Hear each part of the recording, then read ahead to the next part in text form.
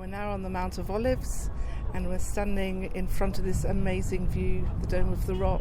The whole history of the Bible kind of just around us in this place. There's something really important about standing here and being present to the experience. This morning we were on the West Bank with an amazing group of women. There was the separation wall on one side of us, the settler developments behind us, the refugee camp in the distance.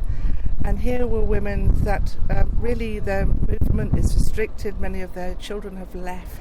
And there was amazing spirit and a good heart, as well as despair and a feeling of being stuck. But not in a desperate way, but in a very poignant way. And we heard a story of a woman who had been trying to get to her son's wedding, and the frustration of having to go through checkpoints all the time and being stuck and being not free to be who you want to be, and yet still the desire for peace and the sense that we do things in God's time, and there will be a time when peace and justice can come even though they can't see it. Something about where you stand is holy ground, and it did feel that it was holy ground, but there's been unholy things happening in Palestine.